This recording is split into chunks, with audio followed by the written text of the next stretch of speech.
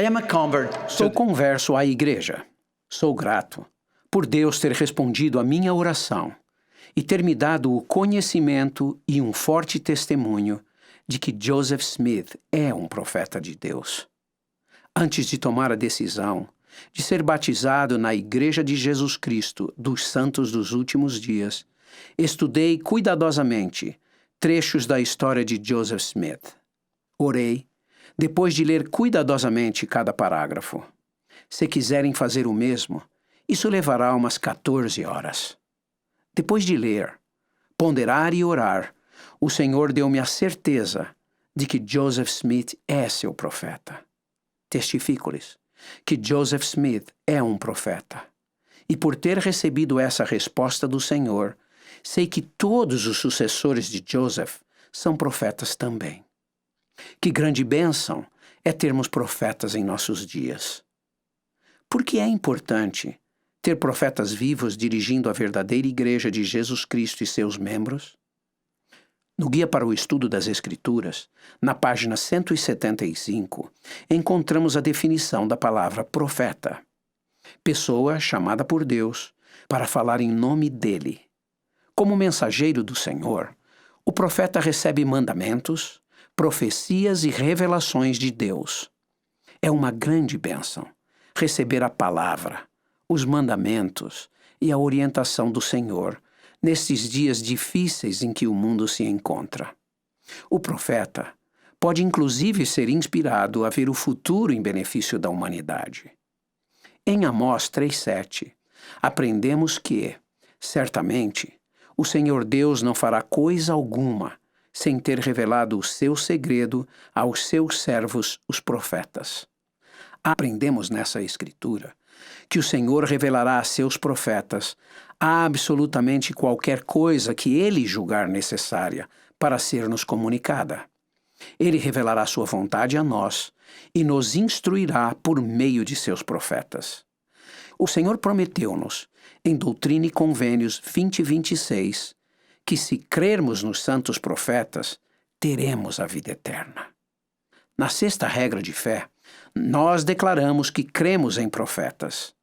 Crer significa ter fé e confiança neles, segui-los e fazer o que os profetas nos pedem. Em 1980, quando o presidente Ezra Taft Benson serviu como presidente do Conselho dos 12 Apóstolos, ele nos passou uma vigorosa mensagem sobre a obediência aos profetas, durante um devocional da BYU no Marriott Center. Esse grande discurso, intitulado 14 Princípios Fundamentais para Seguir o Profeta, tocou meu coração. Fez-me sentir muito bem por ter tomado a decisão de seguir os profetas pelo resto de minha vida quando aceitei o batismo na verdadeira Igreja do Senhor. Gostaria de compartilhar com vocês alguns dos princípios que o presidente Benson ensinou. Primeiro, o profeta é o único homem que fala pelo Senhor em tudo. Em nossos dias, o profeta do Senhor nos disse para amarmos nosso semelhante, servir, cuidar das novas gerações, resgatar os inativos e os menos ativos, e fazer muitas coisas, as quais nós chamamos prioridades proféticas. Precisamos entender que essas prioridades são prioridades de Deus e que o profeta é a voz de Deus que as comunica à Igreja e ao mundo. Somos aconselhados em Doutrina e Convênios 21, 5 e 6 a dar ouvidos a todas as suas palavras e mandamentos. Aprendemos também que suas palavras recebereis como de minha própria boca, com toda paciência e fé. Porque, assim fazendo, as portas do inferno não prevalecerão contra vós. Sim, e o Senhor Deus afastará de vós os poderes das trevas e fará tremerem os céus para o vosso bem e para a glória de seu nome. Segundo princípio, o profeta vivo é mais importante para nós do que as obras padrão. O profeta vivo está recebendo revelações específicas para nós. Lembro-me de muitas vezes em que estive presente para ouvir um dos servos do Senhor falar algo específico para uma cidade ou país. Lembro-me de pelo menos 3 profetas, videntes e reveladores vivos que falaram sobre meu país, o Brasil. Um desses servos disse que o Brasil se tornaria uma das grandes economias do mundo, livre da inflação alta. Naquela época, tínhamos uma inflação mensal de 2 dígitos. Era difícil para muitas pessoas acreditarem no que o profeta disse, mas eu acreditei. Atualmente, o Brasil tem uma inflação anual de mais ou menos 5%, e isso vem acontecendo há vários anos. O Brasil tornou-se a 9ª maior economia do mundo, e o país está indo muito bem. Terceiro princípio. O profeta vivo é mais importante para nós do que um profeta morto.